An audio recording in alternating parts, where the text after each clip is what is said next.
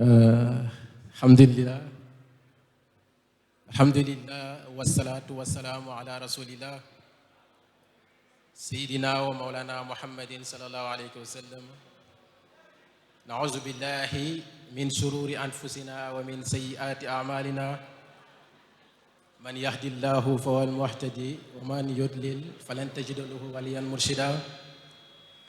alhamdulillahi allazi hadana li hadha wa ma kunna linahtadiya lawla an hadana Allah.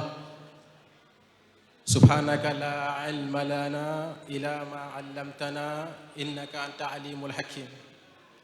yawma yaqumu ruuhu wal malaikatu safa la yatakallamuna ila man azina lahu rahman wa qala sawaba. salaamu aleykum wa rahmatullah. ñu ngi nuyu mbokk yëpp. xam naa ne dañuy def tënk bu ndaw rek ci li am solo loo xam ne tey ci faydu bi daf ci yaatu lool. ñuy wax ci maanaal kaw lan mooy maanaa kawnu bi. képp ko xam ne tey yaa ngi ci faydu bi yaakaar nañ ne am nga ay dégg-dégg yoo am ci mbir yi nga xam ne mi ngi feeñ ci ay xam-xam dañu jëmale ko ci jéem a gëstu lépp loo xam ne rek mooy jàngale yi nekk ci ginnaaw mbind gi yàlla bind àdduna. sens bi mu am nag mooy dañoo gis ne tey ci faydu bi dafa am ay ñuy bokk ci luñ tuddee pas-pasu faydu bi. ñoo xam ne ci faydu bi la ñuy nekk, ci faydu bi la ñuy dundee, faydu bi lañ bëgg, waaye ci seen pas-pas ci seen gis-gis te ñu koy askanee tamit Mawlana Cheikh Ibrahim mooy que ne kawnu bi maanaam li fi nekk nii nga gis ko muy asamaan ak suuf ak jaww ak ndox mi ak mbooleem lépp loo xam ne mbindeef la, loolu daal mooy yàlla. ñu wax fii nag ne pas-pas boobu du pas-pasu Mawlana Cheikh Ibrahim. pas-pas boobu bokkul ci pas-pas yi nga xam ne Baay Ñas jàngale na ko. mooy dem ba nga xam ne da ngay jaxasee mbindeef mi ak yàlla. Baay Ñas lim jàngale mooy ñu jéem a xam ne mbindeef mi mbindeef la, ñu xam ne yàlla yàlla la. nit ki ci matam ci xam yàlla mooy mu delluwaat ba ràññeete ne lépp lu jugee ci yàlla ak lépp lu jugewut ci yàlla, lépp loo xam ne xalqu la ak lépp loo xam ne xaqi la. loolu nag moo tax ñu gën a sabab wax ci wàllu kawnu bi, ndaxte dafa toll ci amalgame ak ci réeroo foo xam ne dañ ne ñii ay majoob leen, ñii ne duñ ay majoob ay aarif leen, waaye buñ demee ba xam ne mënuñoo teqale yàlla ak jaam bi mooy réer nañ ci biir. bu fekkee yàlla lañ ko tuddee ak xam yàlla réer nañ ci xam yàlla. kawnu bi jaamu yàlla la, te li ñuy wax ci français mooy dañuy wane ne kawnu bi jaamu yàlla la. scientifique yi dem nañ ba gis ne kawnu bi dafa sosu. bu njëkk dafa am philosophe bu ñu tuddee woon Aristote. kooku moo gisoon ne daal lu fi nekk ñu tuddee ko univers wala nature, loolu mosu fay ñàkk am. lépp lu nit di xam mooy nga xam ne li fi nekk mooy matière, te lu fi mos a am mooy matière. waaye scientifique yi dem nañ di gis ba xam ne ndeke matière dafa am fu mu commencé, ndeke univers bi dafa juddu, am na fu muy yem tamit day jeex. kon lépp loo xam ne lu am la te yàlla amal ko muy mbindeef, loolu am na cosaan, am na commencement, am na fu mu yem, te yàlla am na balaa kawnu bi di am. yonent yàlla Muhammad sallallahu alayhi wasallam mi nga xam ne moom mooy yonent bi, Baay Ñas nee na yonent bi sallallahu alayhi wasallam wa lahu amrun tawilun qabla taqdiri zamani. feneen mu ne wa huwa muxtaarul balaaya qabla takminil kiyaani. yonent bi sallallahu alayhi wasallam am na sax balaa luñ tuddee temps di am na balaa luñ tuddee jamono di am. kon mënuñoo wax ne li fi nekk nii mooy yàlla, parce que li fi nekk nii mënta nekk yàlla ndax bi mu commencé yàggul. donc loolu lañ bëggoon a jàngale ci français. Baay Ñas nous dit dans une allocution: chère jeunesse, persévérez et évertuez-vous à acquérir le savoir, et pas seulement la connaissance des obligations et pratiques surérogatoires, pas seulement la connaissance du calcul, ni la science des langues, ni la grammaire, ni la conjugaison, ni la rhétorique avec ses différentes branches, mais intégrer les hommes dont les ambitions transcendent vers la connaissance des secrets de l'univers.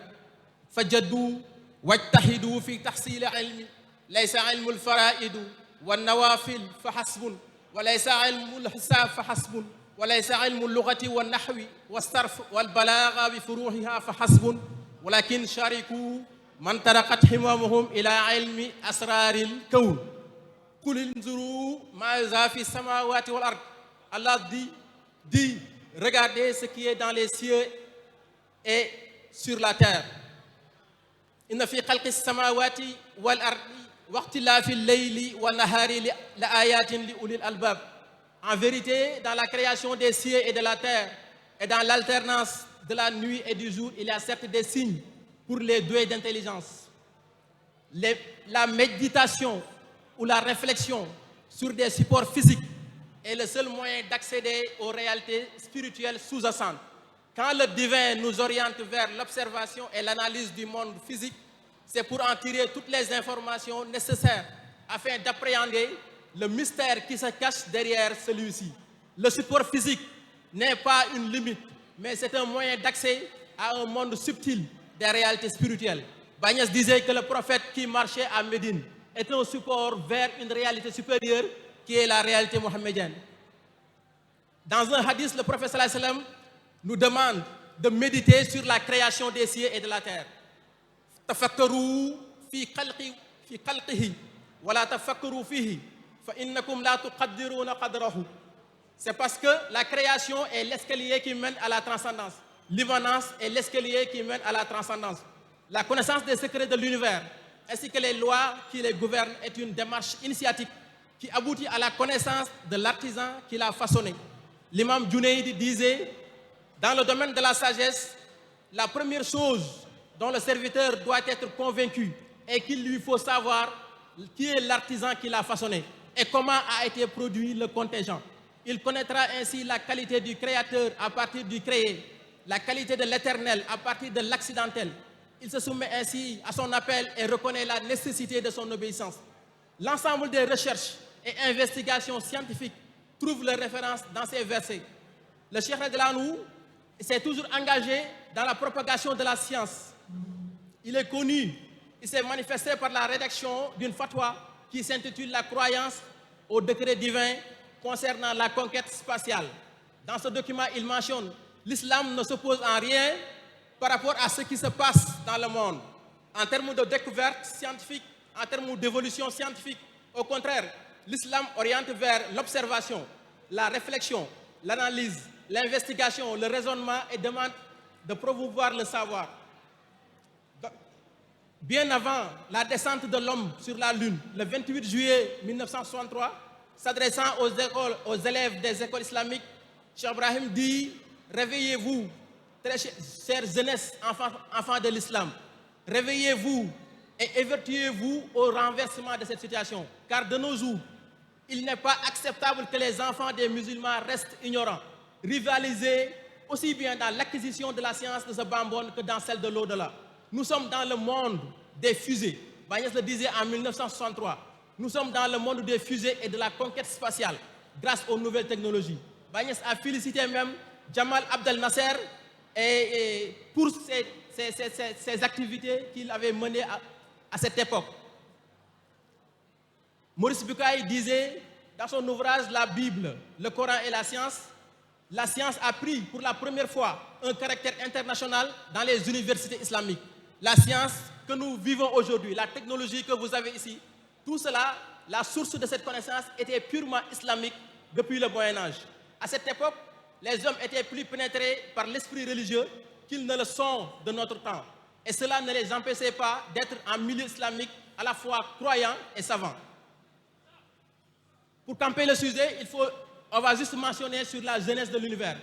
Il y a deux savants de l'islam qui discutaient sur l'éternité du monde. C'est ce qu'on disait tout à l'heure. Parce que les philosophes croient que le monde est éternel en se basant sur Aristote. Mais l'imam Ghazali, radhiyallahu anhu, que vous connaissez, c'est lui l'auteur de Tahafut al-Falasafa. C'est lui qui disait que en fait, les philosophes veulent atteindre Dieu par le raisonnement, par la raison. Alors que tout ça, ce n'est pas possible. On peut avoir quelques idées dans la raison, mais en réalité, pour accéder à la réalisation spirituelle, il faut passer par ce qu'on appelle le soufisme. Il faut passer par le cheminement initiatique qui se trouve dans le tasawwuf. Et Ibn Sina, Averroès, en fait, c'est lui, Ibn Rushd, c'est lui qui a écrit At-Tahafut, l'incohérence de l'incohérence, pour répondre à Ghazali et pour prendre la défense de la logique aristotélicienne. Dans ce document, Ghazali dit que Dieu a décidé de toute éternité que le monde commencerait à un moment précis. Le monde, donc, a un commencement, même si la décision divine est éternelle. Mais un autre piège se trouve dans cette thèse. Si Dieu a toujours existé et que sa création ne l'est pas, est-ce que Dieu aurait-il attendu dans le spirale du temps pour créer l'univers? L'attente dans le temps est inadmissible dans sa perfection. Voilà pourquoi la réplique d'Ibn Rushd est à prendre au sérieux. Dans son argumentation, il souligne: dire que Dieu a attendu avant de créer le monde sous-entend un changement en Dieu, ce qui est impossible. L'action créatrice de Dieu est intemporelle et éternellement continue. C'est encore la pertinente question théologique posée par le grand savant Fakhruddin Ar-Razi, qui dit: est-ce que l'attribut du créateur est-il éternel ou est-il apparu avec le temps pour déterminer la création? La réconciliation de ces deux thèses n'est réalisable que dans l'esprit des gnostiques accomplis. En vérité, le verbe soi n'est pas consécutif à un silence ou à une immobilité imaginaire, mais c'est une parole tout aussi prééternelle que son essence. Notre maître Cheikh Tidiane Radhiyallahu disait: le verbe soi est issu de la réalité absolue, dans la préexistence, sans avoir ni antériorité, ni être lié à un temps, ni à un espace. C'est seulement un verbe tout aussi éternel que son essence. Inna kalimata kun barazat min al-haqqi fil azali bila awaliyatin wala iqtranin bi zamanin aw makanin inma hiya kalimatun qadimatun bi qidami zatihi. Le maître de la voix précise que l'existence des créatures, donc de l'univers, n'a eu de la préexistence aucun degré à part son assignation dans la réalité de la science prééternelle. Wal wujudul laji nasha anha laysa lahu fil qidami martabatun ila ta'ayyunuhu fi haqiqati ilmi al-azali. On a déduit donc que de toute éternité, l'information de l'univers, du paradis, de l'enfer, de toute l'existence a toujours subsisté dans la science divine. C'est ce que Ibn Arabi qualifiait de ayan sabita, les archétypes ou entités prééternelles. Au bout du néant sans y tomber, au seuil du réel sans le franchir, les archétypes présents en Dieu sont absentes d'elles-mêmes. Certains scientifiques qui ont osé dépasser les frontières brandissent cette question. Mais qu'est-ce qu'il y avait avant le Big Bang? Aujourd'hui, il est presque unanime dans le monde scientifique que l'univers serait né au moment du Big Bang. La science s'arrête ici, au mur de Planck. Au-delà de ce mur, les lois physiques s'écroulent. On pénètre un monde qui transcende l'énergie, qui transcende la matière, qui transcende l'espace, qui transcende le temps. Dans la perspective spirituelle, l'univers fut une information avant d'être de l'énergie. Une réalité approuvée par de nombreux physiciens et cosmologistes contemporains. C'est John Wheeler qui soutenait que la matière est un produit de l'information, it from bit. Donc, ce qu'il y avait bien avant cette matière, c'est le monde de l'information. Et pour cela, le Cheikh Radhiyallahu, Cheikh Ibrahim, nous a enseigné à travers un poème qui dit Kuntu hurufan aliyatin wa astura fa waqa'a saxsi matakhama mazhara. J'étais des lettres élevées et des lignes exprimées sur un personnage qui prit une forme apparente. Et le Cheikh nous enseigne à travers ce poème que chaque être en substance n'est qu'une information codée par les lettres subtiles. René Guénon disait à ce propos: ces lettres transcendantes sont ce qu'on appelle les essences éternelles et les idées divines. Et toutes lettres étant en même temps un nombre. Donc ces mêmes lettres qui sont toutes les créatures après avoir été condensées principalement dans l'omniscience divine. Donc l'existence était sous forme de science, a toujours été sous forme d'information dans la connaissance divine. Ainsi se pose la grande question du Tanazul et de la transition du monde à l'Alamul Amr vers le monde extérieur, à l'Alamul Khalq, ou de façon plus familière, comment passe-t-on de la pure information à l'énergie ou à la matière? Et la réponse, c'est par la mesure. Selon Maurice Groton, la racine de l'attribut al-Khaliq peut être définie comme celui qui donne la mesure ou la norme de toute chose. nous avons créé toutes choses avec mesure. Inna kulli shay'in khalaqnahu bi qadarin. Une belle démonstration qui confirme que la création est une mesure de l'ordre. Ala lahul khalqu wal amru tabarakallahu rabbul alamin. Dans une approche quantique, dans la mécanique quantique, ce qu'on appelle aujourd'hui la mesure, ce qu'on appelle l'observation, permet la transition du possible au réel, de la superposition des états à un seul état qui est l'état réel, d'un état ondulatoire à un état corpusculaire. On parle d'effondrement de la fonction d'onde. Dans l'approche spirituelle, c'est le rassemblement des lettres dispersées et de la lecture du nom. C'est donc une transition du monde de l'attribut qui est al-alamul sifa à l'expression du nom qui est alamul ism.